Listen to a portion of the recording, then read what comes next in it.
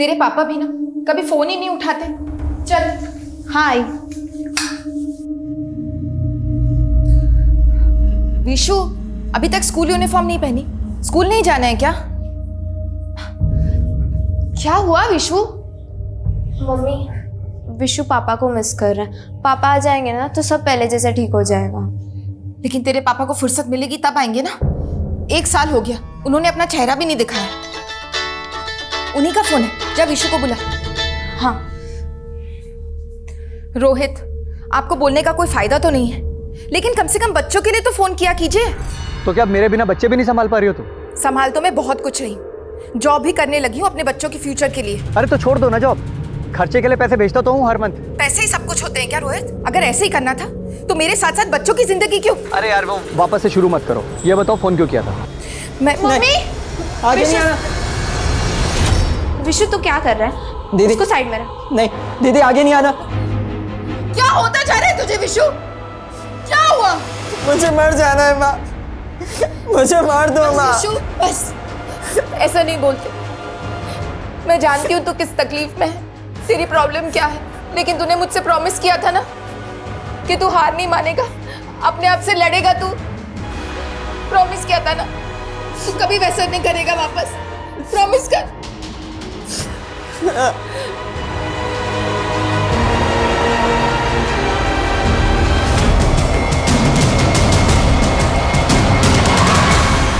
मालिक की मनमानी नहीं चलेगी, नहीं चलेगी, नहीं चलेगी। कोयल को इंसाफ दो, इंसाफ दो, इंसाफ दो। ना इंसाफी मालिक, हाय हाय हाय हाय हाय। कोयल को इंसाफ दो, इंसाफ दो, इंसाफ दो। मालिक की मनमानी नहीं चलेगी, नहीं चलेगी, नहीं चलेगी। कोयल को इंसाफ दो, इंसाफ दो, इंसाफ दो। मालिक की मनमानी नहीं चलेगी। बहुत हो चुका सत्याग्रह, सब अपने अपने काम पर जाओ, वरना कोई भी काम पर नहीं आएगा जब तक आप कोयल को वापस काम पर नहीं रखते। हमें से कोई काम नहीं करेगा। आपने इसे काम पर से सिर्फ इसलिए निकाल दिया क्योंकि प्रेग्नेंट है। एक होने वाली माँ को काम करने का हक नहीं होता क्या? ओके, मैं समझौता करने के लिए तैयार हूं। अपनी लीडर को अंदर भेज दो। मैं देखती हूँ क्या कहता है। कोयल तू डरना मत, हम तेरे साथ नाइंसाफी नहीं होने देंगे। मैं आती हूँ।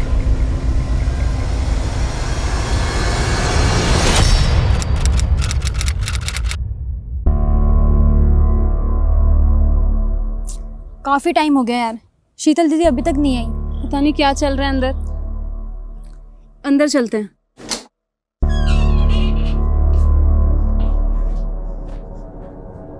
क्या है ये? शीतल दीदी कहाँ है? शीतल दीदी। अरे क्यों शीतल और कोयल के चक्कर में अपने पेट पर लात मारते हो? जाओ अपना काम करो। हमने पूछा शीतल दीदी कहाँ है?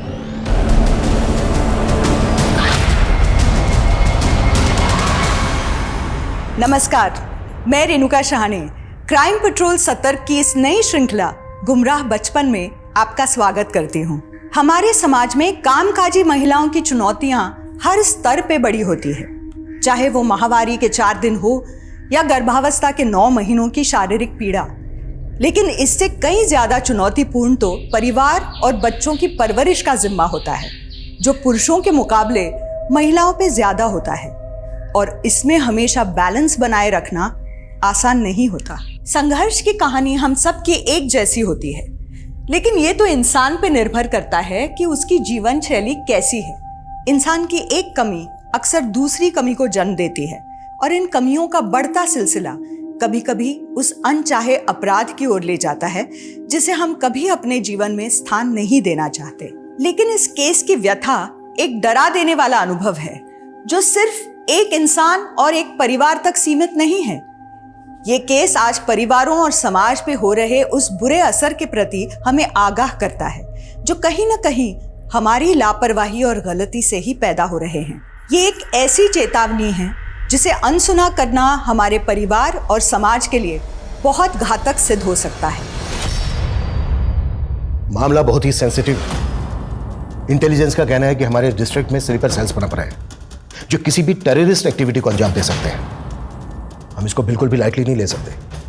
हमें करंट केसेस पे काम करने के साथ साथ हमारे एरिया में जितने भी होटल्स हैं, गेस्ट हाउस हैं, उनमें रुकने वालों की डिटेल्स डेली बेसिस पे वेरीफाई करनी होगी, और साथ ही पिछले 6 महीने में हमारे एरिया में जितने भी नए किराएदार आए हैं, शॉपकीपर्स आए हैं, या जो कोई भी संदिग्ध है, उनकी लिस्टिंग करनी होगी। ओके सर, हम ये सारी इंफॉर्मेशन गैदर करते हैं। और याद रहे, ये बात लीक नहीं होनी चाहिए कि इस दौरान हम इतनी एहतियात क्यों बरत रहे हैं। Clear sir. मूव।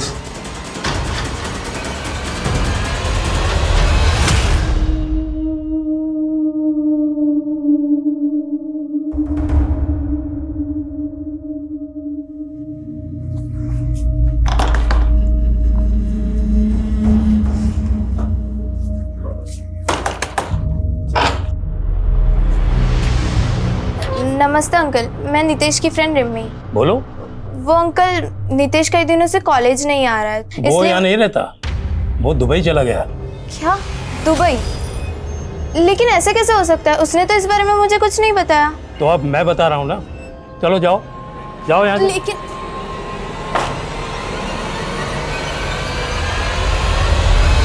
नितेश, तुम आजकल इतने चुप चुप क्यों रहते हो? कुछ प्रॉब्लम है क्या? रिमी, जब मैं 7 साल का था मेरे पेरेंट्स चल बसे, और मेरे चाचा, मैं उन्हें अब खलने लगा हूं। मेरे साथ ऐसे बात करते हैं जैसे मुझे पढ़ाकर मुझ पर एहसान कर रहे हैं।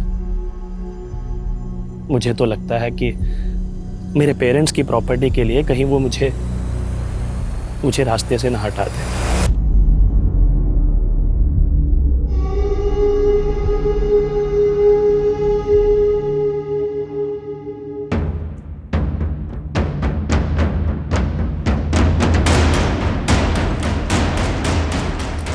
सर, ये वो वही घर है जहाँ पे वो लड़के 3 महीने से रह रहे हैं।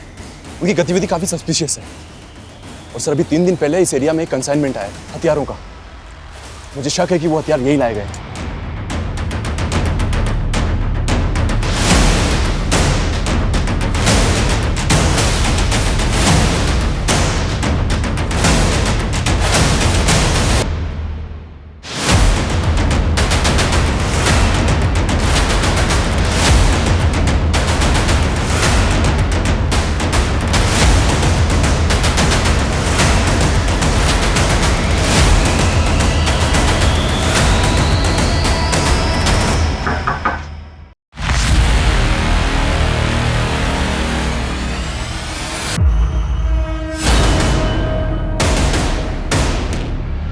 सर अंदर कोई नहीं है। पूरे घर की तलाश लो, देखो कुछ और मिलता है। Okay sir.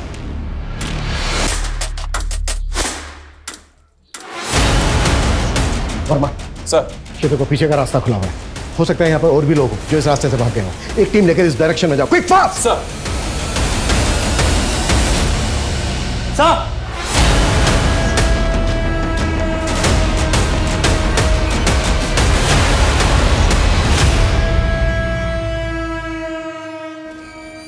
इतने हथियार, ये यहाँ कोई टेरर अटैक तो प्लान नहीं कर रहे थे। अच्छे से तलाश लो, देखो कुछ और मिलता है क्या। क्विक।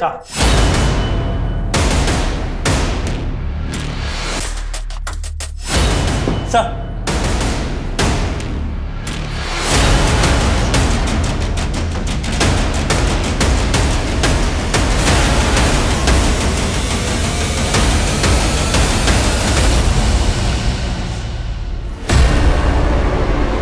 विशु, विशु, विशु उठ, विशु, विशु तो ठीक है ना? विशु, विशु, पापा, विशु, पापा, मम्मी ने कहा था ना पापा जल्दी आ जाएंगे पापा। मम्मी, मम्मी, मम्मी भी आ जाएंगी। रुक रुक, मैं कॉल करता हूँ। मम्मी।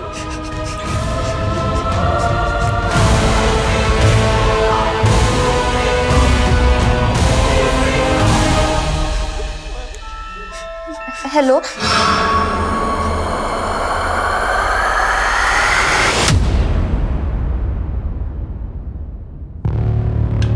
सारे के सारे हथियार बहुत ही एडवांस्ड है, लगता है बॉर्डर पार से आए होंगे। सर, वो मरने वाले क्रिमिनल्स की पहचान नहीं हो पाई, और वो पीछे के दरवाजे से कौन भागा था ये भी पता नहीं चला। वो घर किसका था पता क्या? सर, वो एक NRI का घर है जो सालों से बंद पड़ा था। शायद इसीलिए उन क्रिमिनल्स ने उसे अपना अड्डा बना लिया। वो क्रिमिनल्स कौन थे, उनका मकसद क्या था? और उस घर में इतने सारे लड़कों के फोटोग्राफ मिला, इन फोटो पर कोड लिखे होना।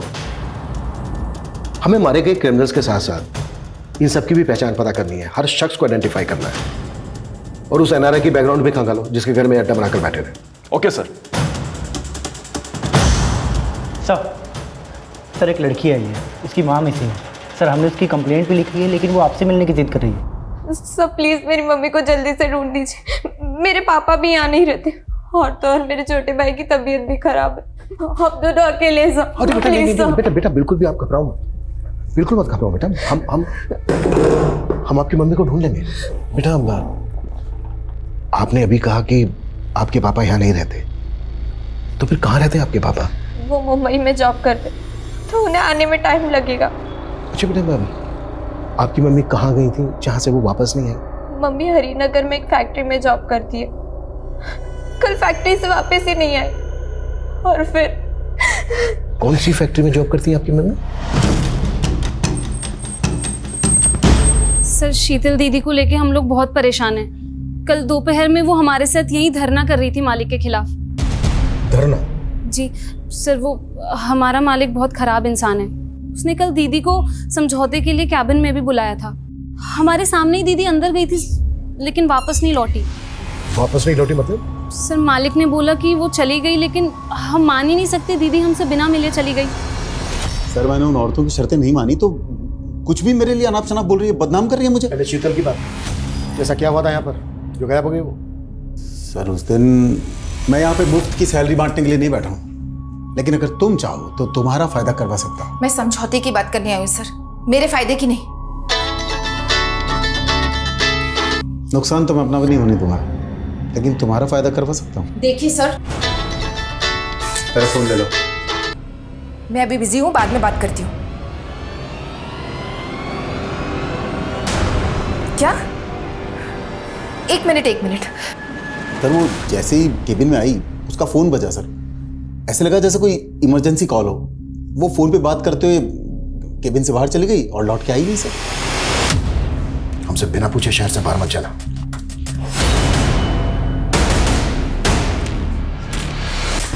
ये आदमी मुझे शक्ल से ही कमीना लग रहा है।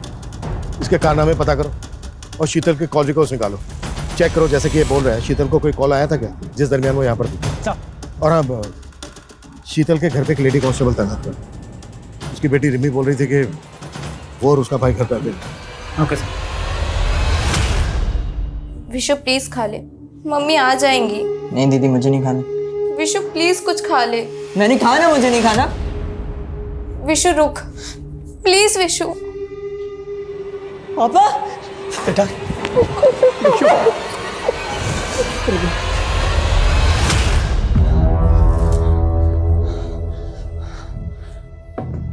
सर वो सलीम भाई और जावेद को तो पुलिस ने, लेकिन मैं ये C4 में चला है वहां से किसी तरह। शाबाश जुबैद, तुमसे यही उम्मीद थी। सर उस घर से मिली फोटोज में से ये लड़का आइडेंटिफाई हो चुका है। गोंडा थाने में इसकी मिसिंग कंप्लेंट भी है, लेकिन सर इसके दो नाम हैं, जीवन और जुबैद। दो नाम? सर वैसे तो इसका नाम जीवन ही था, लेकिन अपनी फैमिली के अगेंस्ट दूसरी कम्युनिटी से इन्फ्लुएंस होकर ये कन्वर्ट हो गया और अपना नाम जुबैद रख लिया। जब ये गायब हुआ था तो उसकी फैमिली ने मिसिंग कंप्लेंट दर्ज करवाई थी, और सर उनका कहना है कि कोई इसे बरगला रहा था। कौन बरगला रहा था? कहाँ है इसकी फैमिली? सर इसकी फैमिली तो उसी दिन गायब हो गई थी जिस दिन वो दो क्रिमिनल्स क्रॉस फायरिंग में मारे गए थे। हो सकता है इस लड़के जुबैद की फैमिली को ये बात पता हो कि उनका बेटा देश विरोधी गतिविधियों में शामिल है, इसलिए इंट्रोगेशन के डर की वजह से कहीं गायब हो गए। पॉसिबल है सर। पॉसिबल है ये जितने भी लड़के हैं इन सबको जुबैद की तरह गुमराह किया गया हो। हमें इन सब की पहचान पता करनी होगी ताकि हम इस टेरर ग्रुप के सरगना तक पहुंच सकें और उसका मकसद पता कर सकें। ओके सर, मैं कोशिश करता हूँ।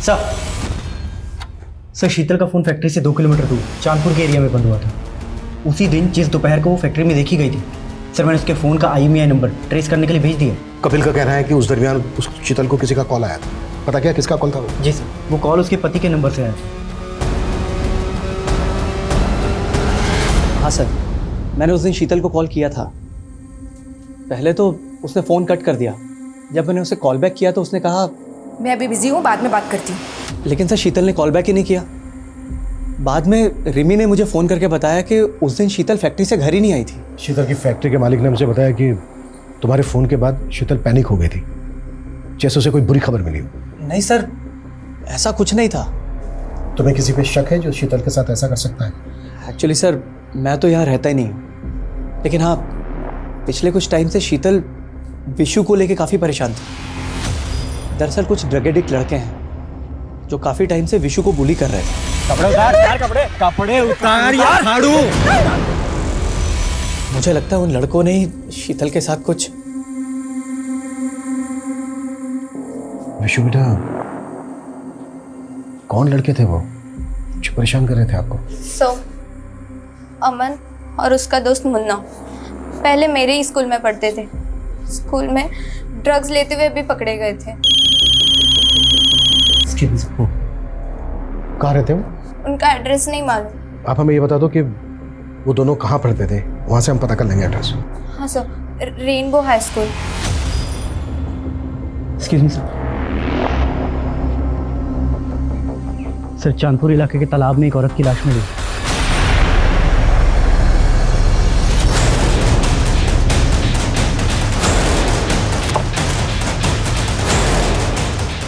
सर, लाश को पानी में तैरते देखकर गांव के लोगों ने फोन किया था। आइए सर, लाश पर ठीक वैसे ही कपड़े हैं जैसे शीतल की बेटी ने मिसिंग रिपोर्ट में लिखवाए थे। शीतल जिस फैक्ट्री में काम करती थी वो फैक्ट्री यहाँ से लगभग 2 किलोमीटर दूर है। फैक्ट्री के वर्कर्स ने फैक्ट्री के मालिक पे शक जताया। हो सकता है शीतल का मर्डर फैक्ट्री में किया गया और उसकी बॉडी को यहाँ तालाब में लाकर डंप कर दिया। सर, आप बेकार में अपना वक्त बर्बाद कर रहे हैं सर। यहाँ कोई मर्डर नहीं हुआ है सर। तो फिर शीतल को यहाँ नहीं, यहाँ से चांदपुर ले जाके मारा? मैं क्यों मारूंगा सर? मैं कह रहा हूँ ना सर, उस दिन वो बात करते हुए यहाँ से चली गई थी। सर, इस जगह को देखकर ऐसा नहीं लगता कि यहाँ कोई मर्डर हुआ हो। अशफाक सुन यार, मैं तुझसे कब से बात कर रही हूँ और तू ये गेम खेल रहा है। अरे तेरे गेम के लिए तुझसे दोस्ती की है। अच्छा, तो अब ये गेम ही तुझे नहीं मिलेगा। अरे सुन तो सुन, मैं तेरे गेम को ही नहीं तुझे भी लाइक करता हूँ। I love you. क्या? इतना चौक क्या रही है? आई हेट यू थोड़ी ना बोला तुझे। तेरी औकात नहीं है मुझे लव करने की, समझा? अपने अब्बू से जाके मांग ये गेम।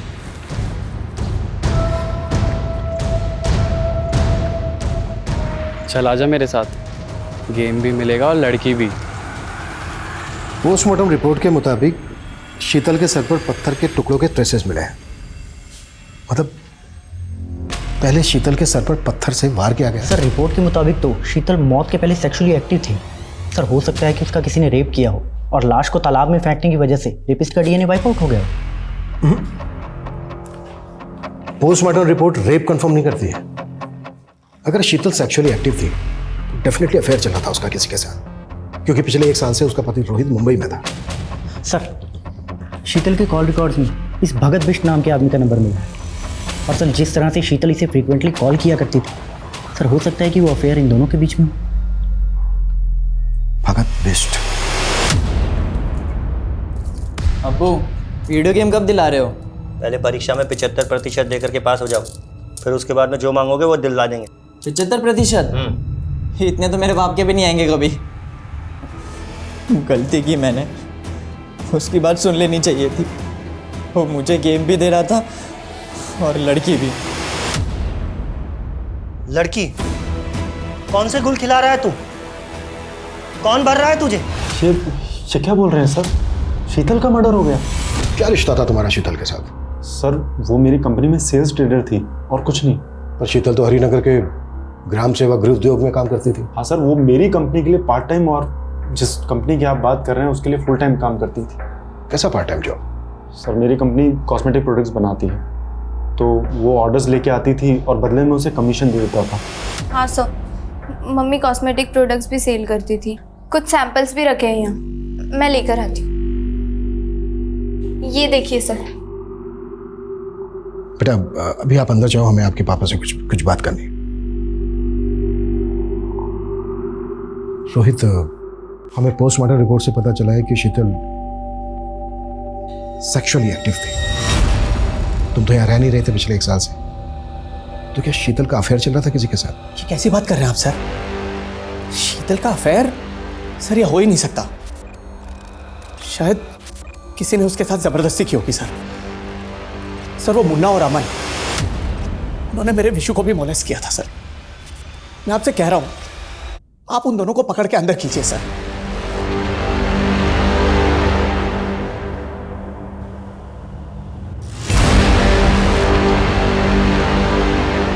सर हम शीतल के अफेयर की थ्योरी बना रहे थे, लेकिन मुझे लग रहा है उसके पति का मुंबई में अफेयर होगा। सर ये सरिता है, इसका नंबर हमें रोहित की सीडीआर में मिला। दोनों काफी टच में थे और शीतल की हत्या के 15 दिन पहले से सरिता का नंबर कनाडा में एक्टिव है। सरिता और शीतल के पति रोहित के बीच क्या चल रहा था, ये सब कुछ अच्छे से पता करो। और एक्सक्यूज मी।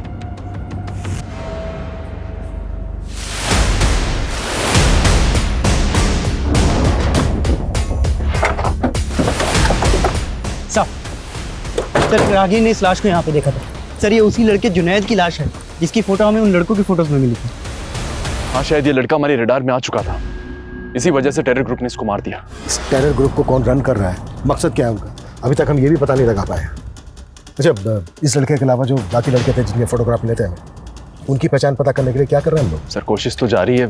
मुझे इस केस की कड़ी जल्द से जल्द चाहिए है। Okay sir.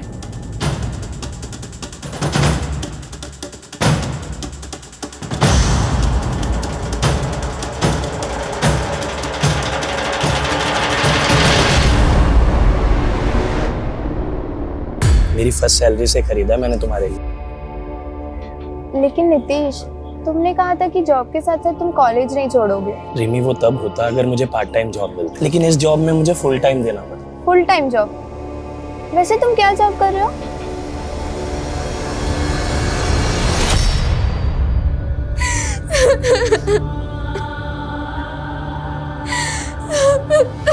सर मैंने रोहित और सरिता के बारे में मुंबई से पता लगवाया है। सर वहाँ वो दोनों एक ही फ्लैट में रहते थे और वो भी लिव इन में। मैं शीतल को कोई धोखा नहीं दे रहा था सर, बल्कि शीतल और मैं तो एक दूसरे को डाइवोर्स नहीं, तूने सरिता के लिए शीतल को रास्ते से हटा दिया और फिर सरिता को भेज दिया कनाडा। वो भी इन्वॉल्व थी ना शीतल के मर्डर में? जी नहीं सर, सरिता को कनाडा में जॉब मिल गई थी इसलिए वो वहां चली गई। शीतल के मर्डर के वक्त तू भी मुंबई में नहीं था। सर मैं किसी जरूरी काम से दिल्ली गया हुआ था और मेरा यकीन कीजिए सर, शीतल और मैं सच में एक दूसरे से डाइवोर्स लेना चाहते थे। मैं जानती हूँ हमारे बीच झगड़े होते हैं, लेकिन मैंने आज तक आपके साथ कभी बेवफाई नहीं की। हमेशा अपने रिश्ते को सुधारने की कोशिश की है, लेकिन आप है कि कभी... अब मैं तुम्हें इस रिश्ते से आजाद कर रहा हूं, डाइवोर्स दे दो मुझे। शीतल नहीं चाहती थी कि इसका असर हमारे बच्चों पे पड़े, इसलिए बिना डाइवोर्स के ही हम दोनों अलग हो गए। यही सच है सर। शीतल का सच तो उसी के साथ मर गया, लेकिन अब तू सच बोलेगा। एक सच बता, शीतल के साथ फोन पे क्या बात हुई थी तेरी? तूने जानबूझकर शीतल को बाहर बुलाया और मरवा दिया उसको?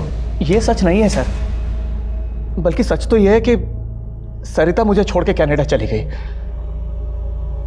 और अब मैं शीतल की जिंदगी में वापस आना चाहता था सर। ये दुख की बात है कि मैं शीतल को ये कह ही नहीं पाया।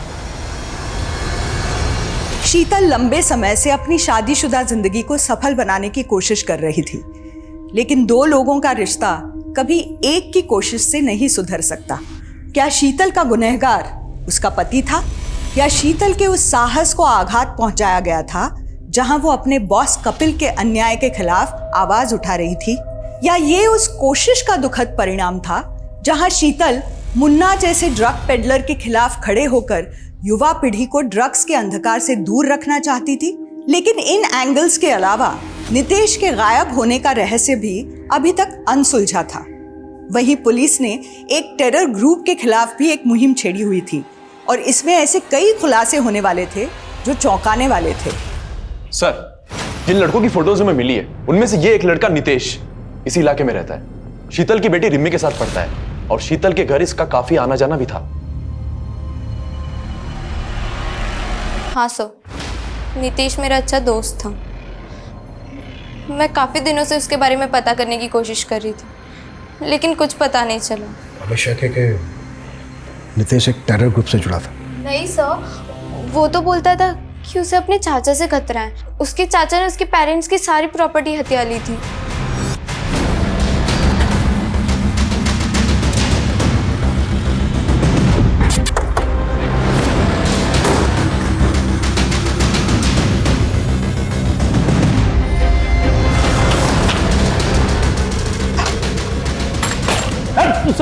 पूरा घर चेक करो, देखो क्या मिलता है। क्या हुआ सर? क्या हुआ? टेरर ग्रुप के लिए काम करता है नितेश। कहाँ है वो? वो तो दुबई में है सर। क्या ढूंढ रहे हैं आप? वो चाचा मेरा पासपोर्ट रखा था यहाँ पर। पासपोर्ट? लेकिन क्या करेगा पासपोर्ट का? चाचा वो मेरी दुबई में जॉब लगी है इसलिए। सीधे सीधे बोल, तू और नितेश किसके लिए काम करते हो? किसी के लिए काम नहीं करता सर। अगर घर में कुछ नहीं मिला। तुझे याद दिलवाते हैं हम सब कुछ। मनीष लेके चलो इसको। चलिए।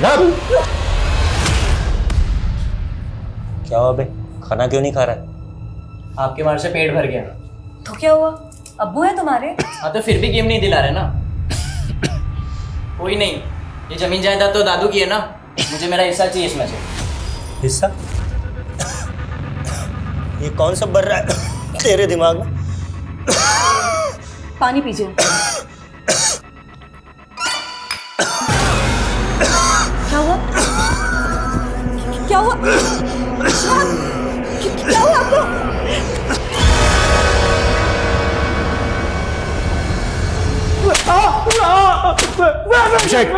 बता दो सर। मानता हूँ विशु की मम्मी ने हम दोनों को अंदर करवाने की कोशिश की थी, पर हमने नहीं मारा उन्हें। तू और तेरे दोस्त अमन मलिश करते थे ना विशु को? नहीं सर, वो तो हमारे पैसे नहीं दे रहा था तो हम बस डरा रहे थे उसे सर। किस बात के पैसे? हमने सर उसे माल बेचा था तो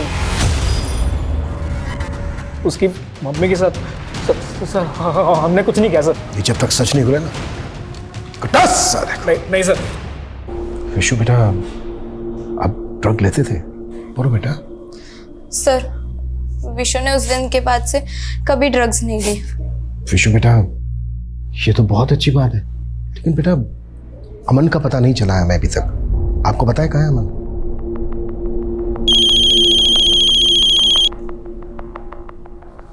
हाँ मनीष। सर नितेश का मर्डर हुआ था। नितेश का मर्डर हुआ है? जी सर, करीब 1.5 महीने पहले मुजफ्फरनगर पुलिस को एक अनआइडेंटिफाइड लाश मिली थी। सर उस वक्त उस लाश की शिनाख्त नहीं हो पाई थी, तो उनको उसका अंतिम संस्कार करना पड़ा। लेकिन जब हमने नितेश का फोटो सर्कुलेट किया तो मुजफ्फरनगर पुलिस ने हमको ये अपडेट दी। हम नितेश को टेरर ग्रुप से जुड़ा हुआ मानकर चल रहे थे। पॉसिबल है जिस वजह से जुबैद का मर्डर हुआ उसी वजह से नितेश का भी मर्डर हुआ हो। लेकिन अब कई नए सवाल उठे थे। नितेश की हत्या किसने की? क्या नितेश का हत्यारा ही शीतल का हत्यारा हो सकता है? क्या ये दोनों अलग अलग मर्डर केस हैं और पुलिस इन दोनों केसेस को जोड़ के कोई गलती तो नहीं कर रही थी? सर साइबर सेल से एक इन्फॉर्मेशन आई है। हमने शीतल के मोबाइल के IMEI नंबर को ट्रेस पे डाला था। सर उसके उस फ़ोन में किसी दूसरे नंबर की सिम एक्टिव हुई है। किसके नाम पे रजिस्टर्ड है वो सिम? सर एक मोबाइल शॉप के ऑनर के नाम से।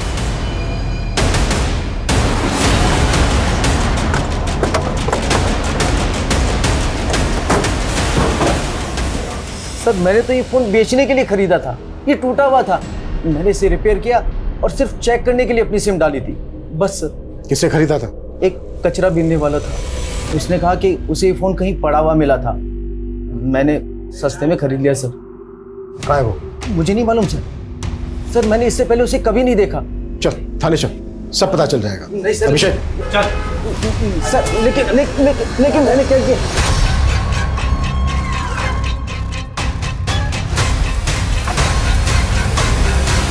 सर मोबाइल शॉप ऑनर ने रैक पिकर का ये स्केच बनवाया है। कहना मुश्किल है कि ये आदमी एग्जिस्ट भी करता है। वो शायद हमें घुमा रहा है। नितेश के चाचा के खिलाफ भी कुछ नहीं मिल रहा है। क्या शीतल का मर्डर केस वाकई में टेरर ग्रुप से कनेक्टेड हो सकता है? सर नितेश के केस में एक और बात बड़ी अटपटी है। नितेश का फोन ऑफ हुआ था सहारनपुर के जमुना मार्केट के आसपास और उसकी लाश मिली मुजफ्फरनगर में, जो यहाँ से काफी दूर है। अगर हम ये मान लें कि नितेश को मारने के बाद उसकी लाश को मुजफ्फरनगर में डंप किया गया और फोन बंद हुआ था उसका जमुना मार्केट में, मतलब हो सकता है नितेश का मर्डर जमुना मार्केट के आसपास ही हुआ हो।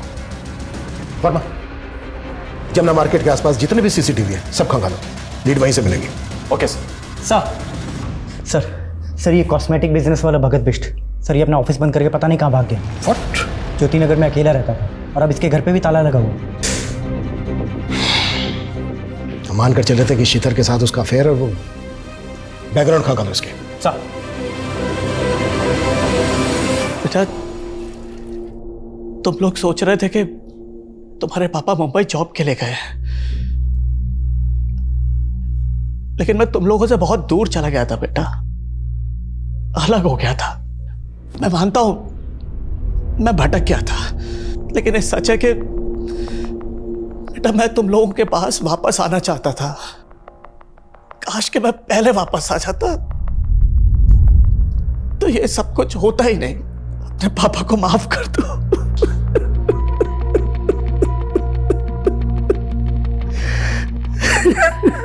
सर, हमने शीतल की मोबाइल का डेटा रिट्रीव करवाया है, उसमें एक एमएमएस मिला है।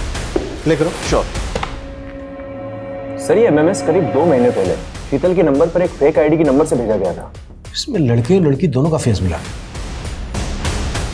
अगर ये एमएमएस फेक आईडी के नंबर से भेजा गया है तो क्या शीतल को कोई ब्लैकमेल कर रहा था? लेकिन सर इस वीडियो को देखकर ये क्लियर नहीं है कि ये शीतल ही होगी। अगर ये शीतल नहीं है तो फिर ये दोनों हैं कौन?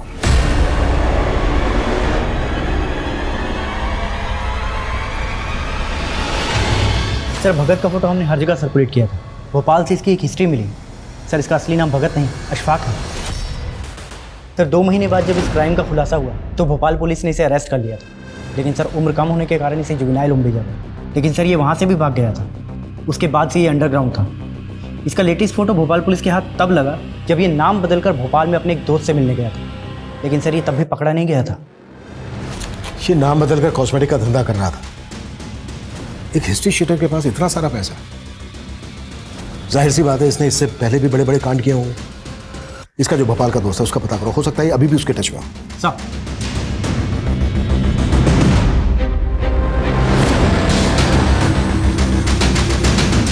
सर जमुना मार्केट की वाइन शॉप की फुटेज में नितेश शीतल के बेटे के साथ कैप्चर हुआ था और उसकी फोन की लास्ट लोकेशन भी यहीं की थी। विशु बेटा, जिस दिन तुम जमुना मार्केट में नितेश के साथ थे उसी दिन मर्डर हुआ उसका। किसने मारा उसको? मैंने कुछ नहीं किया सर। हाँ लेकिन उसको मारा किसने?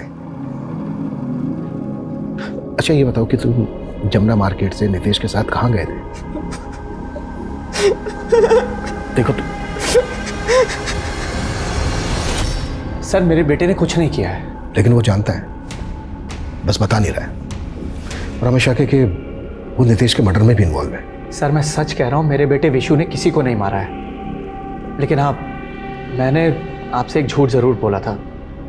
सर उस दिन मेरी शीतल से बात हुई थी। क्या बात हुई थी? मैं अभी बिजी हूँ, बाद में बात करती हूँ। 1 मिनट शीतल, रिमी ने मुझे कॉल किया था। रो रो के बोल रही थी कि पापा आप वापस आ जाओ, मम्मी बहुत गंदी है। बात क्या है? क्या? एक मिनट। सर शीतल ने मुझे कुछ भी नहीं बताया, बोली खुद रिमी से बात करके बताएगी। बात क्या थी? लेकिन रिमी ने तो बताया होगा ना तुम्हें। सर मैंने रिमी से भी बहुत पूछा लेकिन उसने भी कुछ नहीं बताया। एक्चुअली यही कारण था कि मुझे आपसे झूठ बोलना पड़ा। सर मैं नहीं चाहता था कि आप लोग मेरी बेटी रिमी को परेशान करें। सर अशफाक और भगत के भोपाल वाले दोस्त का एक घर वहां भी है। इस एरिया में एनआरआई का घर है।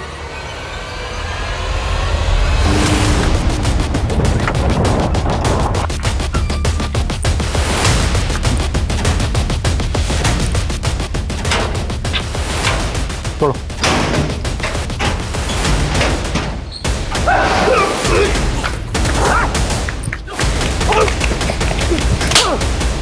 मैंने अपने माँ बाप को नहीं निकला, मेरे बाप ने मुझे निकला है।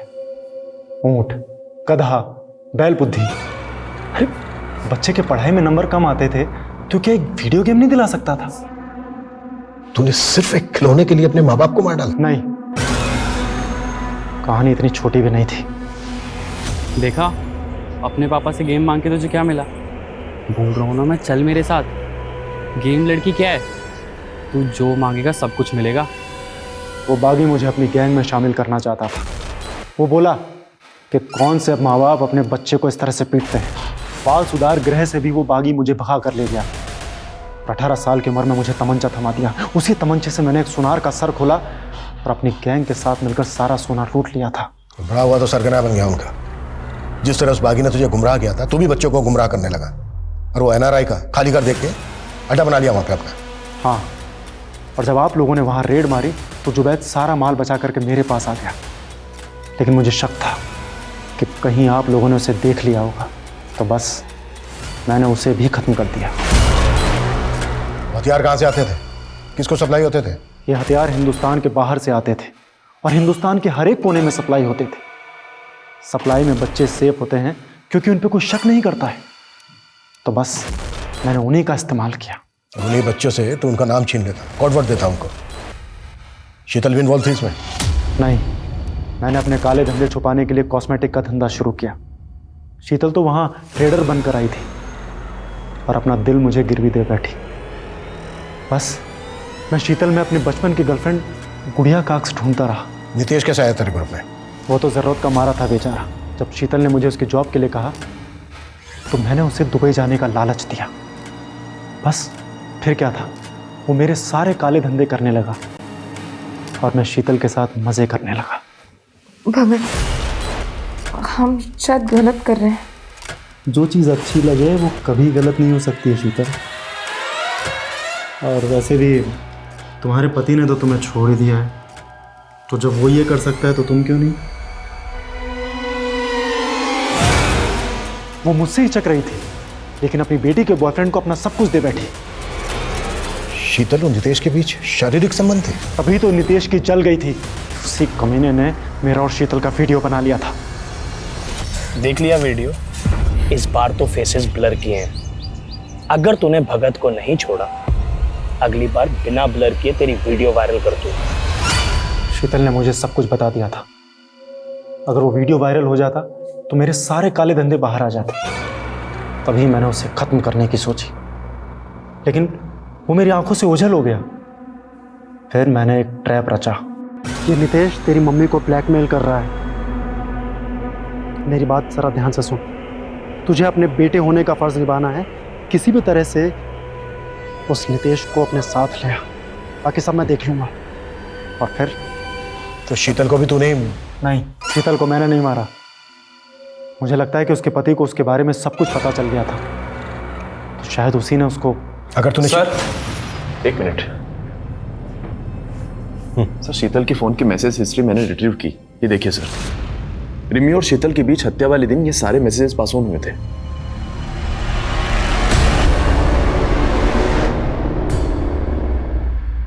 तुम अपनी मम्मी को मारने के बाद उन्हीं की मिसिंग कंप्लेंट फाइल करवाने हमारे पास आ गई, क्योंकि उन्होंने मेरे दोस्त नितेश के साथ।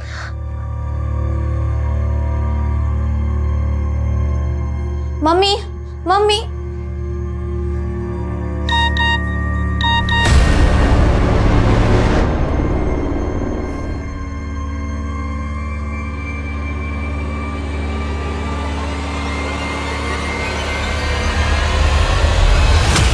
मैं नितेश के लिए 1 महीने से परेशान थी और फिर मैंने मम्मी के मैसेज हिस्ट्री और कुछ वीडियोस देखे। मैं समझ गई थी कि उनका मुझे बहुत गुस्सा आया, लेकिन मैंने उनसे कुछ नहीं कहा। मैंने पापा को फ़ोन कर दिया था। फिर पापा ने मम्मी को कॉल किया और मम्मी मुझे कॉल कर रही थी, पर मैंने उनका फ़ोन नहीं उठाया, तो उन्होंने मुझे मैसेज किया। मैसेज करके फैक्ट्री के पास चांदपुर बुलाया। बोली वही बात करेंगी मुझसे।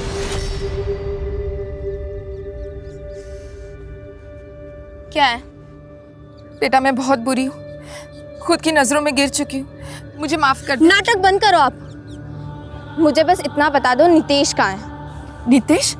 मुझे नहीं पता। क्यों? मार दिया ना उसको? रिमी, नहीं बेटा। बच्चों को सही परवरिश देना शायद दुनिया का सबसे कठिन काम है। खुशहाल परिवार की परिभाषा स्वस्थ और सफल बच्चों के बिना कभी पूरी हो ही नहीं सकती, और फैमिली डिस्फंक्शनल हो तो वहां बच्चों के भटकने की संभावना कहीं ज्यादा होती है। शीतल और उसके पति से भी यही चूक हुई। अपनी फिजिकल और इमोशनल नीड्स को पूरा करने की उनकी मृग तृष्णा उन्हें तो ले डूबी ही, पर उनके बच्चे भी अपराध के अंधकूप में खो गए। एक सजग माता पिता को हर पल ये ध्यान रखना पड़ता है उनके बच्चे किसके संग उठते बैठते हैं, वो क्या देखते पढ़ते हैं, सोशल मीडिया पे उनकी गतिविधि, उनके डिजिटल फुटप्रिंट्स क्या हैं।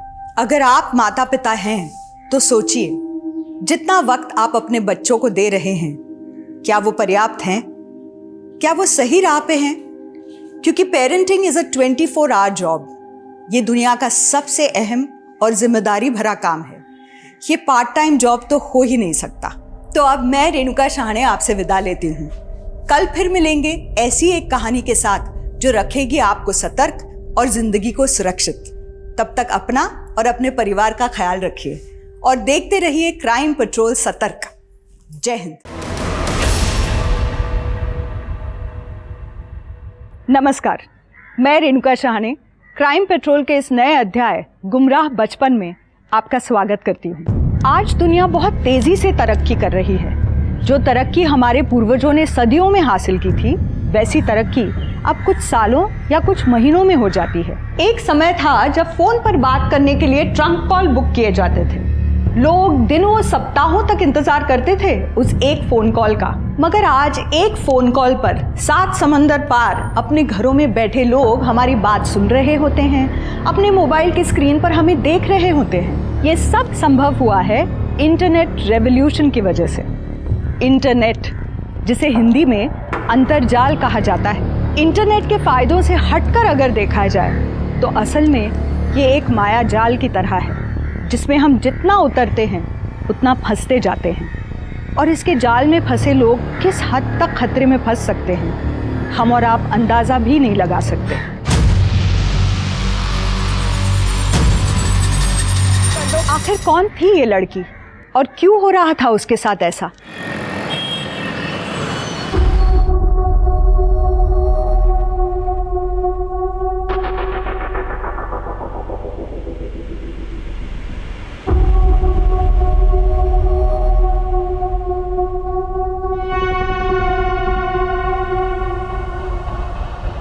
मम्मी, नींद आ रही है।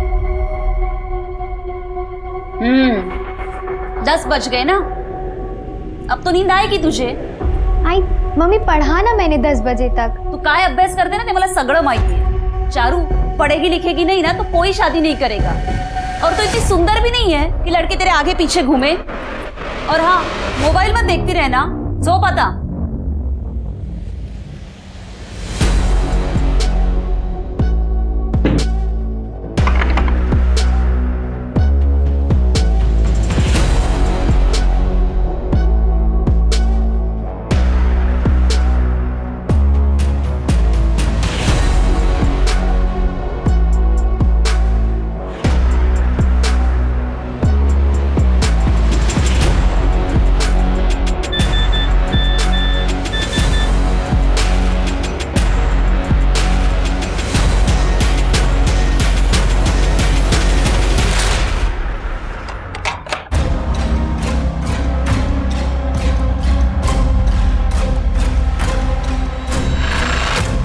अगर मम्मी रूम में वापस आ गई तो आ जाने दो, पहली बार मिल रहे हैं, थोड़ा एडवेंचर तो होना ही चाहिए ना।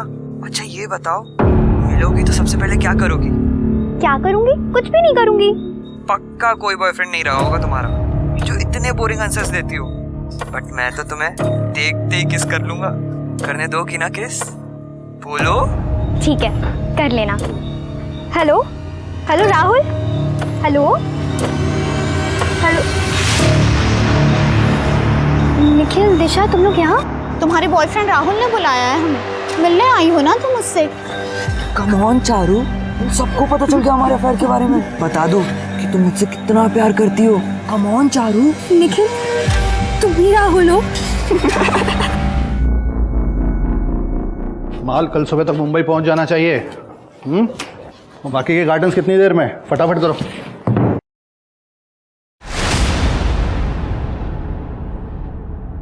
कुछ पैसे रखो, आराम से जाना।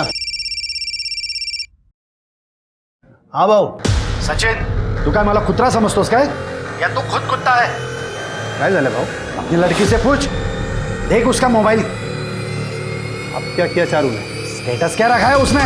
तुमने कहा था ना अच्छे स्कूल में पढ़ाना। ऐसे पढ़ लिख गई है तुम्हारी बेटी, और इसे लगने लगा है कि सारे के सारे आदमी कुत्ते होते हैं। मम्मी, मैंने ऐसा कुछ नहीं लिखा है। मेरा फोन शायद किसी ने हैक कर लिया है। किस लड़के के लिए लिखा है तूने ये सब? बोल। ये आप क्या कह रहे? सही बोल रहा हूं मैं। आजकल की लड़कियों का फैशन है ये, लड़कों के लिए अजीब अजीब स्टेटस लिखती हैं ये। याद रखना, अगर कोई लड़का मिला ना मुझे, अपने हाथों से गला दबा दूंगा इसका।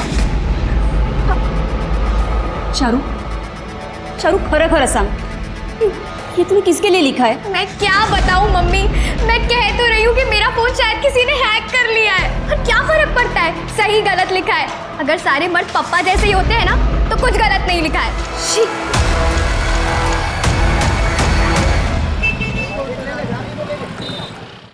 सचिन, सचिन, अरे भाऊ सुबह सुबह दर्शन दिले, चाय बोलता हूँ। अरे वो छोड़, काय चाललंय तुझ्या घरात? काय झालंय का तुझ्या पोरीला? काय झालं भाऊ? हे काय?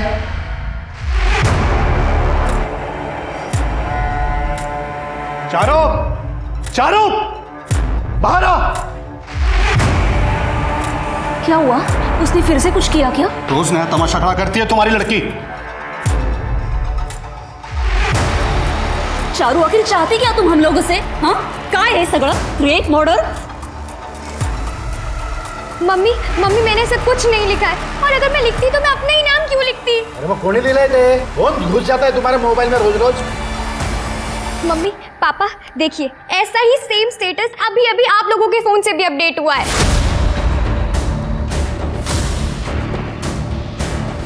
एक मिनट, मैंने आप लोग को उस दिन भी कहा था, लेकिन आप लोग ने मेरी बात नहीं मानी, और आज भी।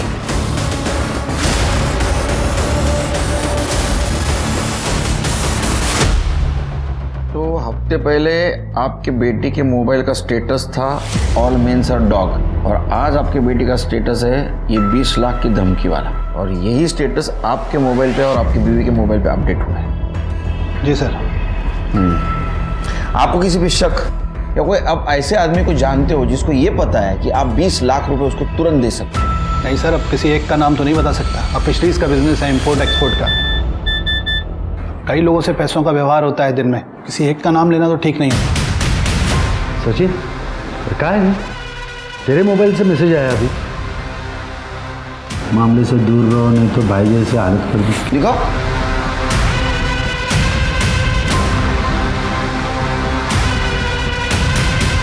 शिरके, साइबर टीम को कांटेक्ट करो, आपका फोन हैक हुआ है, शायद आपका भी।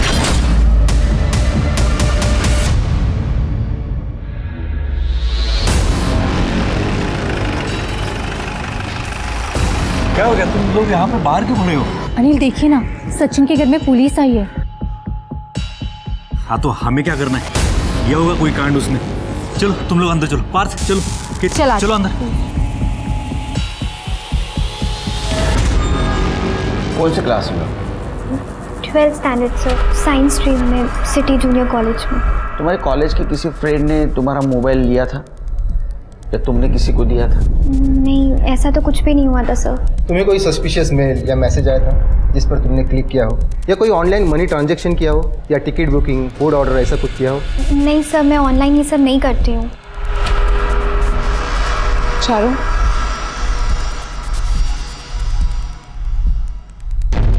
चारू, टेल मी ऑनेस्टली, क्या तुम अपने फ़ोन में पॉर्न देखती हो? नहीं मैम, मैं ये सब नहीं देखती। Are you sure? क्योंकि ज़्यादातर हैकर्स अपने विक्टिम को पॉर्न साइट के ज़रिए टारगेट करते हैं। You sure right? ठीक है सर। आप लोगों के मोबाइल से अगर आपका बैंक अकाउंट अटैच है तो बैंक में इन्फॉर्म कीजिए, नहीं तो आपके साथ फाइनेंशियल फ्रॉड हो सकता है। जी, नेशनल बैंक में अकाउंट है मेरा, मैं उन्हें इन्फॉर्म करता हूँ। आप लोगों को मोबाइल दीजिए प्लीज़।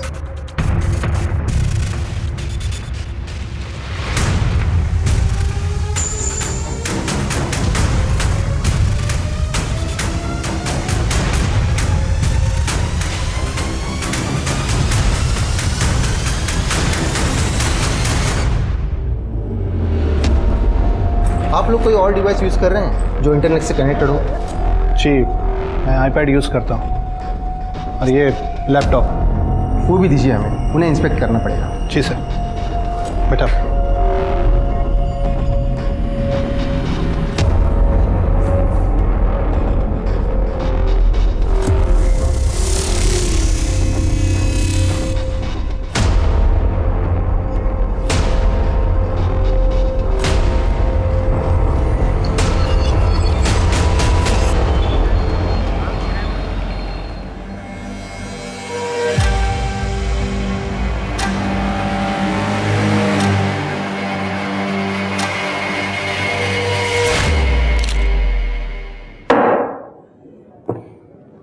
किसी को कुछ बोल भी नहीं सकते, बोलने लग छोड़ा ही नहीं है उसने। देख, अभी रोने से कोई फायदा नहीं, बात निकल चुकी है ना हाथ से, तो तेरे पास में एक ही रास्ता है, निपटा डाल उसको।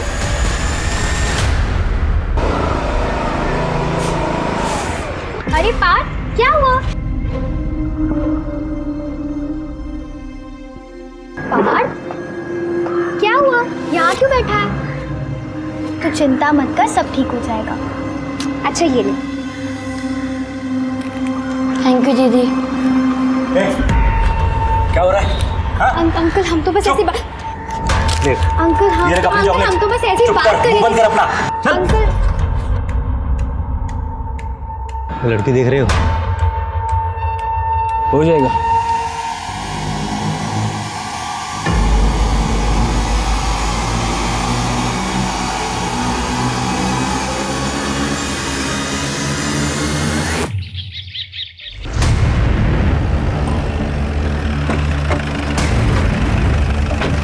चलो रे बाजूला सरका, चलो चलो चलो चलो।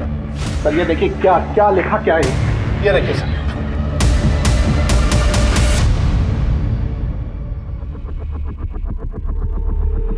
$20 लाख दे दो या मरने के लिए तैयार रहो।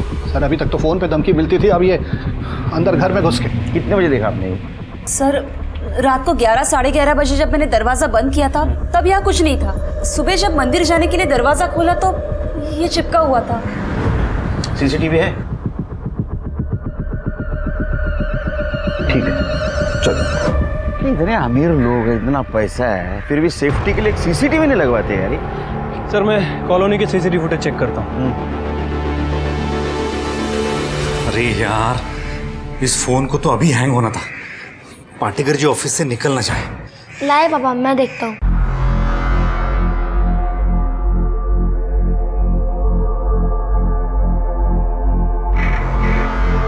ये लीजिए, ठीक हो गया। अरे वाह बेटा, तुम तो बड़े स्मार्ट हो गए। इस काम के 1500 लेता दुकानदार। मेरा इंटेलिजेंट बेटा। कीप इट अप बेटा। चलो चलो पढ़ो पढ़ो।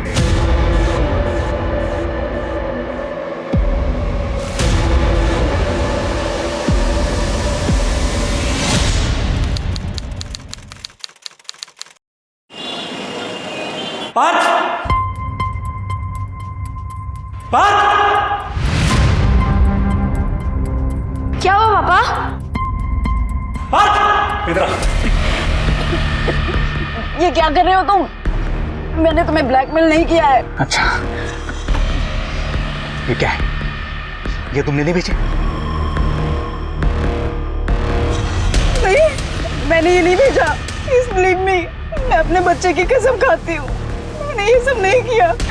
अगर तुम्हारा इसमें कोई भी लिंक हुआ ना खुशबू, तो मैं तुझे जान से मार दूंगा।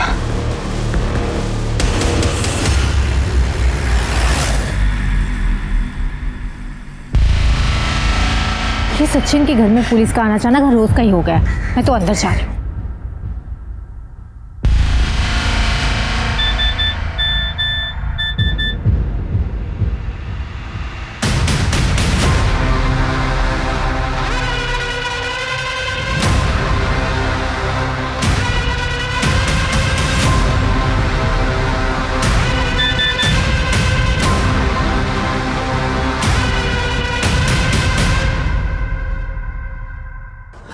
कितकी, तुम्हारा फोन कहाँ है? मुझे फोन करना है। एक्चुअली नेटवर्क नहीं है मेरे फोन में। अब वो चार्जिंग पे लगा, आप देख लो ना।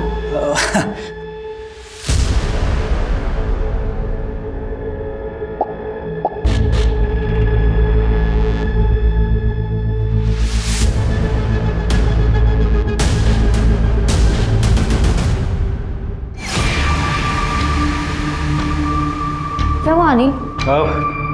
नेटवर्क आ गया मेरे इसमें, इसी से कर लेता हूँ। ठीक है।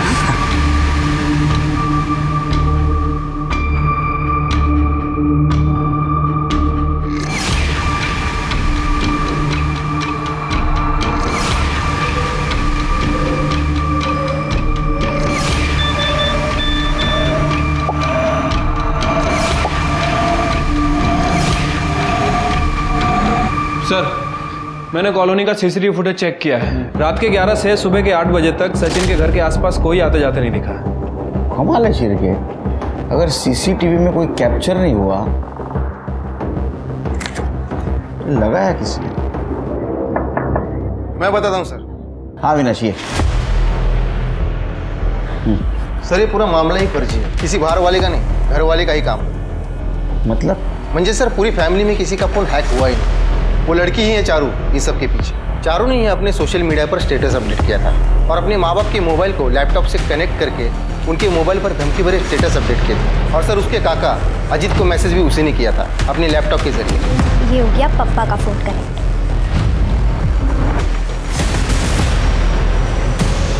ये हो गया मम्मी का फोन कनेक्ट। अब चखाऊंगी मैं इन दोनों को मजा। आपकी वजह से फंसी हूं मैं। क्या करना है वो बताओ। पुलिस ने अगर पप्पा को बता दिया ना तो मुझे जान से मार देंगे। चारू, चारू कुठे आहेस? चारू किधर हो तू?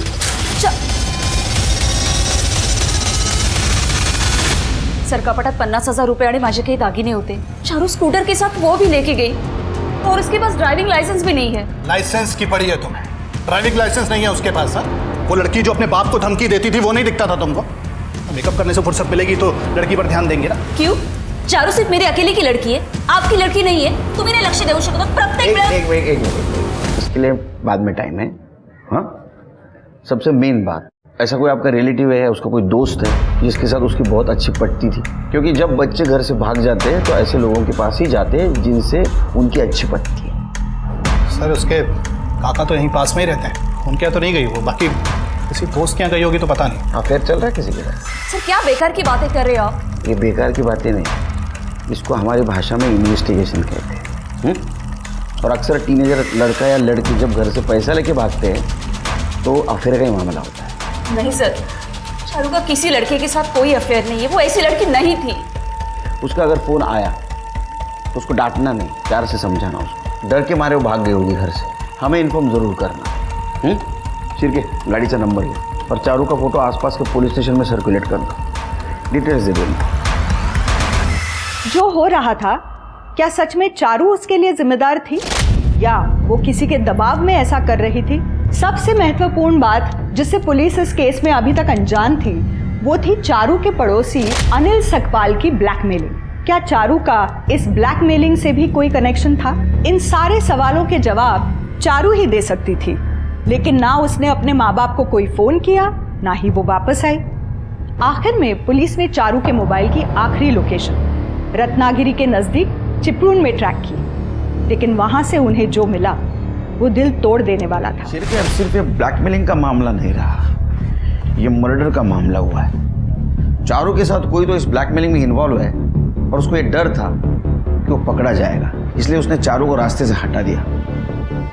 एक काम करो, सचिन और एकता जब तक बात करने की कंडीशन में नहीं आते, तुम रत्नागिरी से लेकर चिपळूण के रास्ते में जितने भी सीसीटीवी है सबका फुटेज कलेक्ट करो। ठीक है सर। चारू चिपळूण स्कूटर पे अकेली गई है या कोई उसके साथ था, ये सीसीटीवी में कैप्चर हुआ होगा। और एक काम करो, उसका मोबाइल लोकेशन ट्रैक करो और कॉलेज में आके पूछताछ करो किसी ने कुछ देखा क्या। Right sir.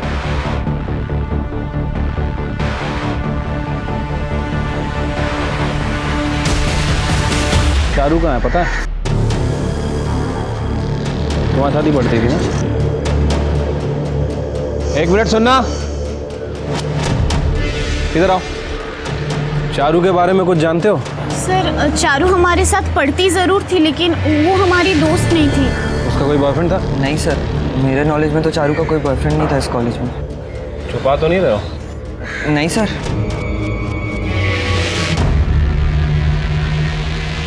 सर मैंने चारू के जूनियर कॉलेज में लोगों से बात की है, वहाँ पता चला है कि चारू ज़्यादा किसी से बात वगैरह नहीं करती थी और उसके सीडीआर रिपोर्ट भी चेक की है। कमाल की बात है, ना तो उसने किसी को फ़ोन किया है ना ही कोई टेक्स्ट मैसेज किया है। मुझे लगता है कि इस चारू के पास कोई दूसरा फ़ोन है जो उसकी फैमिली वालों को नहीं पता है। शायद इंटरनेट कॉलिंग करते हो। एक काम करो, अविनाश से पूछो क्या वो इंटरनेट कॉलिंग और टेक्स्ट रिकवर कर सकता है। सर इस बारे में मैंने अविनाश से बात की थी, लेकिन उसका कहना है कि इन सब चीज़ों के लिए उसे चारू का फ़ोन चाहिए जो अब तक मिसिंग है। उसका लैपटॉप पूरी तरह से इंस्पेक्ट करो। शिरके, ये यंग जनरेशन, ये सोशल मीडिया का दीवाना है, कुछ ना कुछ मिलेगा। सर चारू अपने घर से भागने के 2 घंटे बाद ही रत्नागिरी चिपळूण के बाईपास रोड की सीसीटीवी में देखी गई है सर। ये देखिए, वो भी अकेले।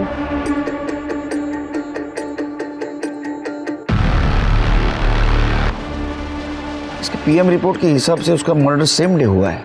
एक बात समझ में नहीं आ रही है, ना तो ये चारू का कोई फ्रेंड था, ना तो कोई बॉयफ्रेंड, तो उसने अपने माँ बाप से इतने पैसे क्यों मांगे? और चिपळूण किससे मिलने गई? नहीं सर, चिपळूण में तो कोई रिश्तेदार नहीं रहता हमारा। चारू के साथ ऐसा कौन कर सकता है? किसी पे शक? नहीं सर।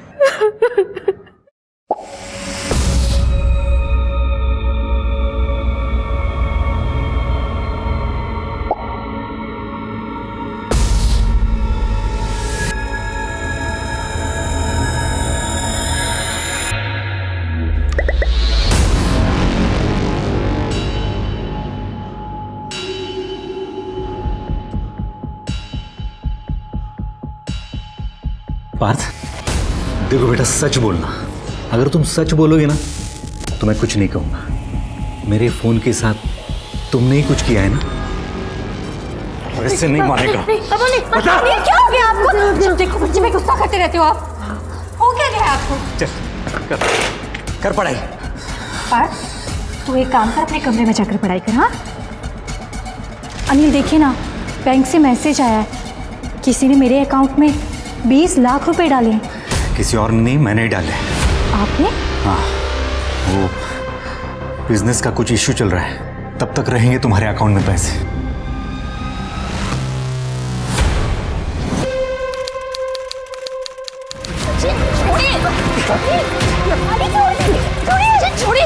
देखना नहीं मुझे जब तुम्हारा।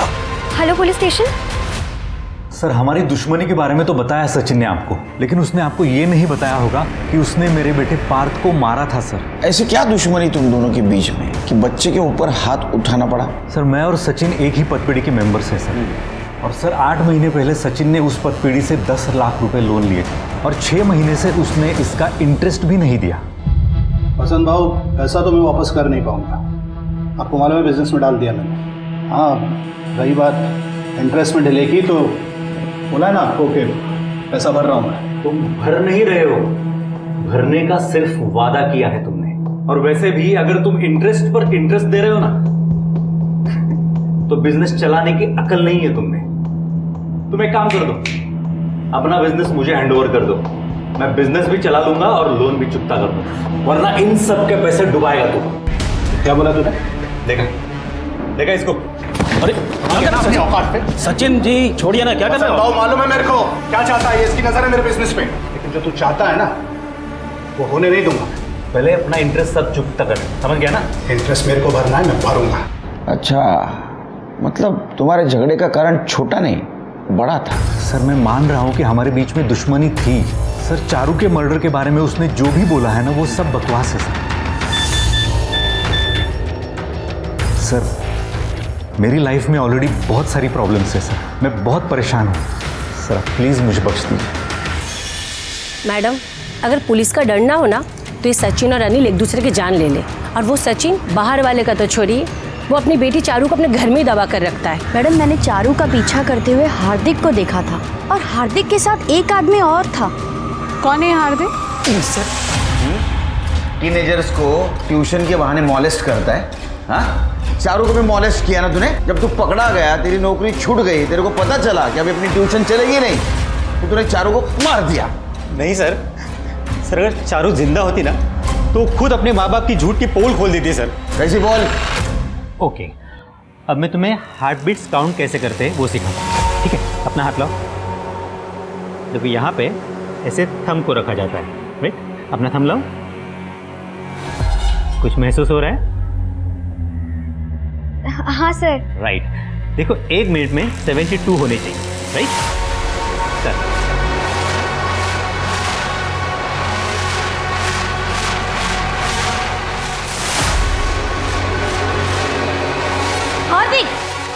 अच्छा, तो तू चारू के नजदीक जाके उसको पल्स काउंट सिखा रहा था? सर, आप भी गलत समझ रहे हो। सर, बायोलॉजी में एक सब्जेक्ट आता है पल्स काउंट का, मैं बस उसे प्रैक्टिकली बता रहा था। उतने में उसकी माँ आ गई और उन्हें तो बहाना ही चाहिए था। ऐसा बहाना?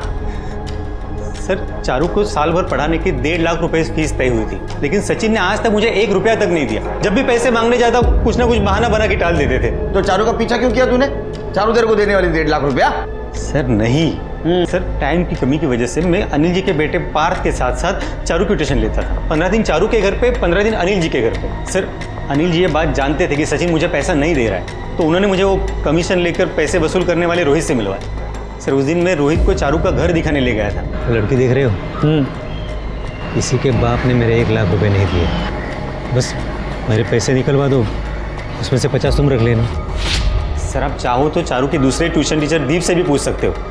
सर उन्होंने उसका भी पैसा नहीं दिया, ऐसे ही बवाल बना के। सर इन लोगों की तो आदत ही ऐसी है। सर सचिन ने अभी तक मेरे पैसे भी नहीं दिए और अब तो चारू भी नहीं रही, तो क्या ही देगा। लेकिन ठीक है सर, कम से कम हार्दिक की तरह बदनाम तो नहीं हुआ ना। हाँ मैडम, हार्दिक ने मुझे पैसे की रिकवरी करने बोला था, फिर वो लड़की मर गई, फिर हार्दिक ने खुद से ही मना कर दिया।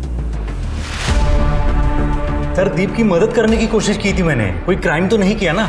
रोहित दादागिरी करके पैसे वसूलता था। कहीं ऐसा तो नहीं कि सचिन से बदला लेने के लिए तुमने हार्दिक के जरिए रोहित का इस्तेमाल किया?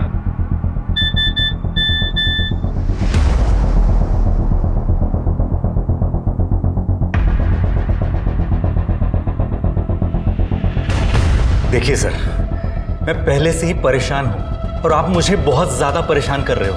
अगर आपके पास कोई सबूत हो मेरे इन्वॉल्वमेंट का ना तो मुझे बताइए, वरना मुझे और भी काम है। अब प्लीज प्लीज जाइए। अगली बार मिलेंगे सबूत के साथ। सर चारू के सोशल मीडिया अकाउंट पर तो कुछ भी नहीं मिला है, लेकिन एक पेज मिला है उसी साइट पर, ये मेड हूँ मैं। लेकिन तुम्हें कैसे पता ये पेज उसका है? सर सोशल मीडिया की साइट पर चारू के नाम और सिटी जूनियर कॉलेज, इनको हमने एक साथ सर्च किया और उसी वेबसाइट के हिस्ट्री में जितने भी चारू के और सिटी जूनियर कॉलेज के जितने भी पुराने हैशटैग्स थे और जितने भी पुराने मेंशन एक साथ थे वो सब सामने आ गए। वहीं से हमें ये पेज मिला और चारू की डेड बॉडी मिलते ही इस पेज को डिलीट कर दिया गया, लेकिन हमने इसे रिकवर कर लिया। देखो सर ये पेज स्पेशली चारू की बेइज्जती करने के लिए बनाया गया था और सर चारू के ही कॉलेज के स्टूडेंट्स ने खूब उल्टी सीधी बातें की थी इस पेज पर चारू के बारे में। सर ये सभी तो चारू के कॉलेज में पढ़ते हैं और इनसे मैंने बात भी की थी। लेके आओ इनको। सर चारू को सबक सिखाना था, उसने मुझसे और मेरे बॉयफ्रेंड से पंगा लिया था। कैसा बदला? Love my foot. तुम दोनों ही चीटर हो, बस झेल रहे हो एक दूसरे को। ये देखिए, इस फोटो पे उसने कितना फालतू कमेंट किया है। क्वीन हूं मैं, ये आईडी चारू का है। तुम लोगों को कैसे पता चला? सर मेरा एक दोस्त है सॉफ्टवेयर इंजीनियर, मैंने उससे पता करवाया था। अच्छा, तो क्वीन हूं मैं ये आईडी चारू की थी, ऐसी से तुम लोगों ने एक फेक आईडी बनाया, उसका नाम रखा मेड हूं मैं। फिर क्या हुआ? सर मैंने राहुल के नाम से एक फर्जी आईडी बनाई और चारू को कांटेक्ट किया और फिर उसे अपने प्यार के झांसे में फंसाया। और हमारे जाल में फंसते ही हमने उसे मिलने बुलाया ताकि वीडियो हम लोगों ने सोशल मीडिया पे अपलोड कर दिया। मतलब पढ़ाई छोड़कर सब कुछ किया तुम लोगों ने, है ना? उसको मारा पीटा, उसका वीडियो अपलोड किया, उसकी बेइज्जती की, लेकिन उसके बाद भी तुम्हारा बदला पूरा नहीं हुआ तो उसको मार दिया। नहीं सर नहीं, हम लोगों ने उसे नहीं मारा।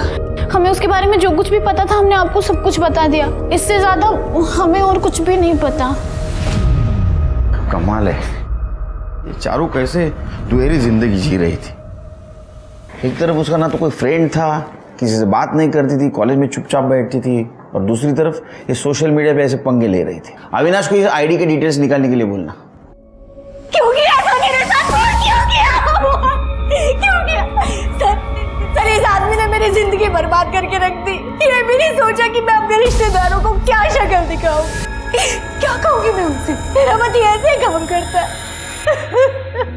हो गया, अभी शांति से बताओ क्या हुआ। सर मेरा पति झूठा है। चारू के बारे में झूठ बोला ना तूने? नहीं सर, चारू के बारे में नहीं, अपने चक्कर के बारे में झूठ बोला इन्होंने मुझसे।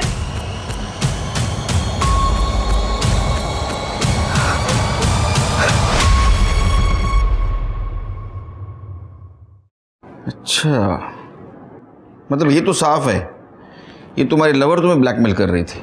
नहीं सर, मेरी खुशबू से बात हुई है सर।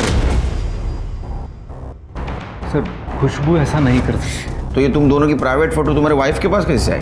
सर वही तो समझ में नहीं आ रहा है सर। मतलब मेरा फ़ोन मेरे पास ही रहता है हमेशा। एक्चुअली सर कुछ दिनों से कोई मुझे ब्लैकमेल कर रहा है इन फोटोज़ की वजह से। मैं केतकी से छुपाने की कोशिश कर रहा था। आज मैंने और पैसे देने से मना कर दिया तो उसने सारी फोटोज़ केतकी को भेज दी सर। बहुत अच्छा किया, वरना मुझे कैसे पता चलता कि तुम ऐसी करतूत कर रहे हो। सर उसने अलग अलग वेबसाइट से करीब 1.5 लाख का सामान ऑनलाइन परचेज किया हुआ है सर, और वो सारे पैसे मैंने भरे सर। मैंने अपने लेवल पे इन सारी वेबसाइट से पता करने की कोशिश की है सर। उन्होंने पुलिस कंप्लेंट के बगैर कुछ भी बताने से मना कर दिया सर। सर ये रही डिटेल्स, मेरे बैंक की भी और ऑनलाइन ऑर्डर्स की भी। अच्छा, तुम्हारा बैंक अकाउंट में नेशनल बैंक शारदा नगर ब्रांच में, जहाँ सचिन का अकाउंट है? हाँ सर, हम सभी पतबीडी मेंबर्स का अकाउंट वही है सर। अनिल की ब्लैकमेलिंग की जानकारी ने पुलिस की जांच को एक नया एंगल दे दिया था। नेशनल बैंक, पतपेठी और अनिल सचिन के बीच के कनेक्शन को ढूंढने की पुलिस द्वारा हर संभव कोशिश की गई। नेशनल बैंक से डिटेल निकाले गए, अनिल के नाम पर दिए गए ऑनलाइन ऑर्डर्स को ट्रैक करने की कोशिश की गई। साइबर सेल और फोरेंसिक्स ने भी खूब हाथ पैर मारे, मगर अपराधी तक पहुंचने का कोई भी सिरा नहीं मिल रहा था। दूसरी तरफ इस मामले में नेशनल बैंक का नाम आने से लोगों में एक तरह का पैनिक फैल गया था। साला समझ में नहीं आ रहा है कि क्या किया जाए। पैसे घर में रखो तो नोट बंद, और बैंक में रखो तो बैंक ही गायब कर दे। अरे बैंक को छोड़ो, सबसे पहले ना ये कैमरा वाला फोन फेंक दो और एक सादा बटन वाला फोन ले लो, वरना एक दिन फंसोगे। सारे लफड़े की जड़ ना ये कैमरा वाला मोबाइल है। सर, वेबसाइट से सारे ऑर्डर्स को गलत एड्रेसेस पर मंगाया गया था। सारे ऑर्डर्स बताए गए एड्रेसेस पर पहुंचे उनके पहले ही उन्हें रिसीव कर लिया गया था, कभी किसी पार्क में या किसी सोसाइटी के गेट के पास, जिससे डिलीवरी बॉय बताए गए एड्रेसेस पर पहुंच ही ना सके सर। लेकिन डिलीवरी बॉय ने तो देखा होगा ना, जिसने भी डिलीवरी रिसीव की उसको। सर डिलीवरी बॉय दिन के 80 to 90 ऑर्डर्स डिलीवर करते हैं, वो भी स्ट्रेंजर्स को, इसलिए डिलीवरी बॉयज थोड़े कंफ्यूज है सर। 1 मिनट। हेलो, क्या? ठीक है सर, सचिन अनिल के पतपेठी के सभी मेंबर्स और नेशनल बैंक की शारदा नगर ब्रांच के सभी अकाउंट होल्डर्स और एम्प्लॉयज की डिटेल्स निकलवा रहे हैं। इसमें थोड़ा और टाइम लगेगा सर। ठीक है सर। हाँ, ये अविनाश बट सर अनिल के मोबाइल हैकिंग के अभी तक कोई प्रूफ्स नहीं मिले, और मेल आईडीज को ट्रेस करना थोड़ा लंबा प्रोसेस है। हम लगे हुए हैं, लेकिन सर ये चारू की आईडी क्वीन हूँ मैं, इससे हमें एक लीड मिली है। इस आईडी से चारू ने खुद अपनी न्यूड पिक भेजे हैं, शायद इसलिए कि और प्रेशर बना सके पैसे देने के लिए। मेरे पास मेरी बेटी के गंदे फोटो आ रहे थे सर, और पैसे ना देने पर फोटोग्राफ वायरल करने की धमकी थी। किसी से कुछ बोल नहीं पा रहा था सर, शर्म के मारे। तो इसलिए ऑनर किलिंग में अपनी बेटी चारू को मार दिया? मारा तो नहीं सर, लेकिन सोचा जरूर था। याद रखना, अगर कोई लड़का मिला ना मुझे, अपने हाथों से गला दबा दूंगा इसका। और ऐसी बेटी का अपने हाथों से गला घोंट देना मेरे लिए गर्व की बात होती सर, और मैं सामने से चलकर आपके पास आता।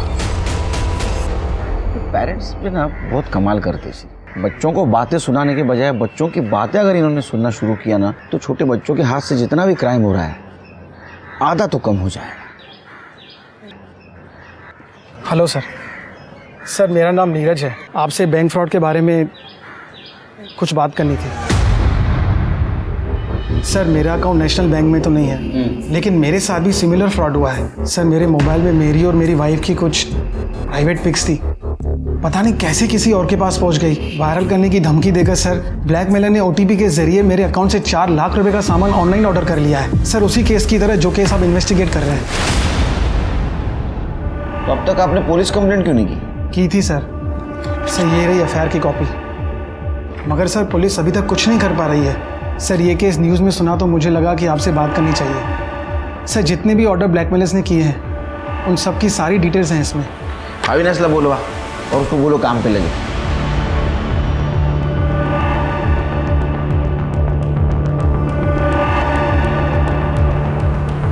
Yes, got it. आपके इस कंप्यूटर से नीरज चौहान का मोबाइल हैक किया गया है। कैसा जानते हो आप उसे? अरे सर मैं खुद ब्लैकमेल हो रहा हूँ, मैं किसी को क्यों ब्लैकमेल करूंगा? और ये कंप्यूटर है ना, मेरा बेटा पार्थ इस्तेमाल करता है, हम दोनों तो छूते भी नहीं उसे। पार्थ? हाँ। कहाँ है वो? पार्थ बेटा यहाँ आओ।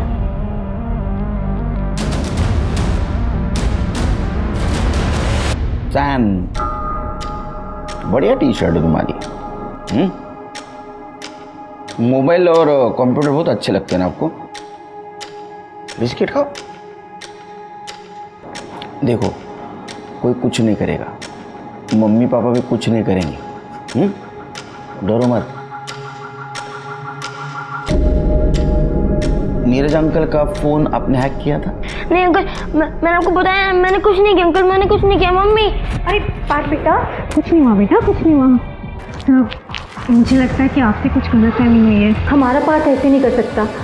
अरे आप सबको कुछ कहिए ना, आपको तो पता पार्थ ऐसा नहीं करेगा। सर भले ही बच्चा कुछ नहीं बोल रहा हूँ, लेकिन नीरज की मोबाइल की हैकिंग उस लैपटॉप से ही हुई। मुझे लगता है पार्थ कोई दबाव डाल रहा है ना बताने के लिए, क्योंकि उस दिन डिलीवरी बॉय ने बताया डिलीवरी एक्सेप्ट करने वाला आदमी 25 से 30 साल के बीच का था। पार्थ मुश्किल से 10-12 साल का होगा। सर कहीं पार्थ के पेरेंट्स के दबाव की वजह से तो। अविनाश, तुम अनिल के मोबाइल का हैकिंग और उसका मेल ट्रैकिंग जारी रखो। सर। तृप्ति, काम करो, पार्थ के काउंसलिंग की तैयारी करो, और एक ध्यान रखो, इस वक्त उसके काउंसलिंग के टाइम उसके पेरेंट्स नहीं चाहिए। सर, जिस दिन नीरज का फोन हैक हुआ था, अनिल के घर जितने भी लोग आए थे, सीसीटीवी की हेल्प से मैंने सबकी लिस्ट बना ली है। ये देखिए। ये पूरे लिस्ट में सिर्फ एक ही आदमी जो 25-30 साल के बीच का है, और ये अनिल और सचिन के घर आया जाया करता था। नीरज को इसके बारे में पूछो, और डिलीवरी बॉय को इसका फोटो दिखाओ, और ये भी पता करो कि मर्डर के दिन ये कहाँ था। ठीक है सर। हाँ सर, यही वो आदमी था। नीरज, तुम इसे जानते हो? हाँ मैडम, इसे तो मैं अच्छे से जानता हूँ। सर, चिपलून में ही गाँव है उसका, और जिस दिन चारू का मर्डर हुआ उसके फ़ोन की लोकेशन मर्डर स्पॉट की थी। पार्थ से बात करते हैं।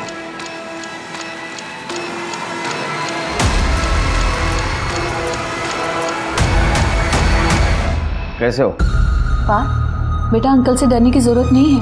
उन्होंने उस आदमी को पकड़ लिया है जो आपको डरा रहा था। आंटी की बात पे भरोसा नहीं है आपको, है ना? यही था ना आदमी, पकड़ लिया इसको हमने, जेल में बंद कर दिया है। अभी कुछ नहीं करेगा तुमको। हाँ, कुछ करेगा फटके देंगे उसको। हाँ, बताओ क्या हुआ था? मैंने पापा और वो आंटी की फ़ोटो पापा के मोबाइल में देख ली थी।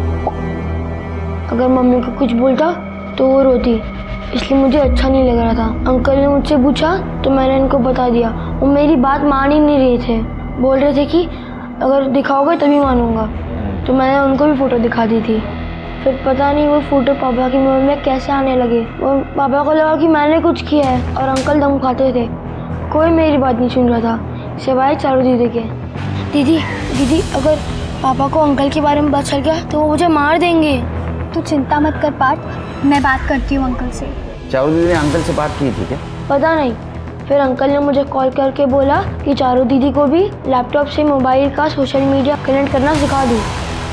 और मैंने उनको सिखा दिया तो दीदी मर गई। मैं बहुत डर गया था, उन्होंने ही दीदी को मार दिया होगा। अब वो मेरी मम्मी को ही मार डालेंगे अंकल। अरे नहीं, डरो मत, तुम्हारे मम्मी पापा को कुछ नहीं होगा। तो जेल में बंद कर दिया हम लोगों ने, डरो मत। चला बोला, फटाफट तोते की तरह बात करना शुरू कर। सब सबूत है तुम्हारे खिलाफ। नहीं बोलेगा तो ऐसा मारूंगा ना, चिपळूण के हॉस्पिटल में बेड बुक करना पड़ेगा। चल बोल। सर, पैसों की कमी की वजह से मैं अपनी इंजीनियरिंग की पढ़ाई पूरी नहीं कर पाया, और नौकरी भी नहीं लगी। तो मैंने बच्चों को पढ़ाना शुरू किया, लेकिन उससे भी पैसे पूरे नहीं पड़ते थे। तो फिर ब्लैकमेलिंग का धंधा शुरू कर दिया? कभी कोई प्लान नहीं किया सर। पार्थ ने खुद मुझे अपने पापा की फ़ोटोज़ दिखाई। अंकल, ये मेरे पापा का मोबाइल है। तब मुझे आइडिया आया।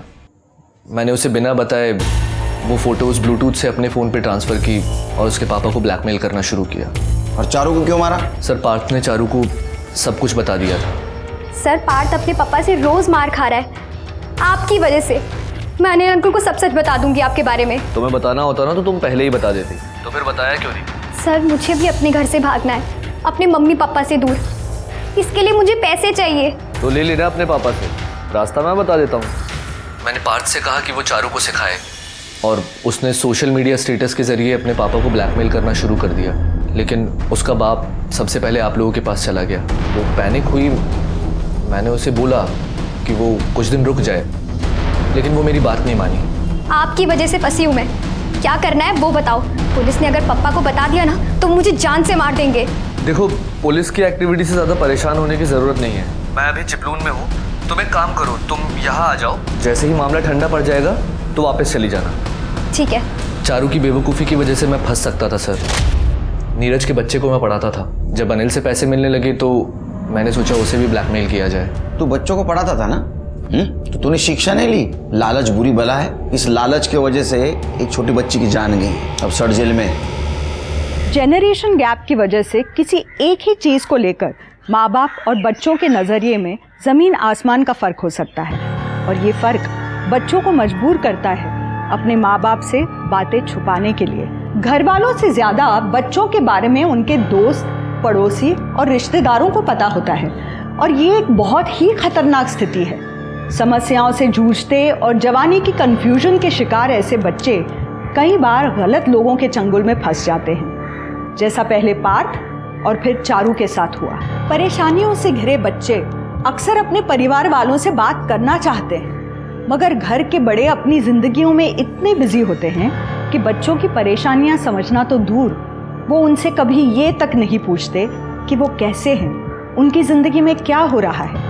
इसलिए आप सभी से मेरा निवेदन है कि काम करें, खूब पैसे कमाएं, मगर बीच में थोड़ा ठहर कर अपने बच्चों को भी 2 मिनट दें। हो सकता है आपके दिए ये 2 मिनट आपके बच्चे की पूरी ज़िंदगी बर्बाद होने से बचा लें। तो इस निवेदन के साथ मैं रेणुका शाहने आपसे विदा लेती हूँ। कल फिर मिलेंगे कुछ ऐसी ही कहानियों के साथ जो रखेंगी आपको सतर्क और ज़िंदगी को सुरक्षित। तब तक आप अपना और अपने परिवार का ख्याल रखिए और देखते रहिए क्राइम पेट्रोल सतर्क। जय हिंद। इस तरह के और भी एपिसोड देखने के लिए हमारे चैनल को सब्सक्राइब करें और बेल आइकन दबाना ना भूलें।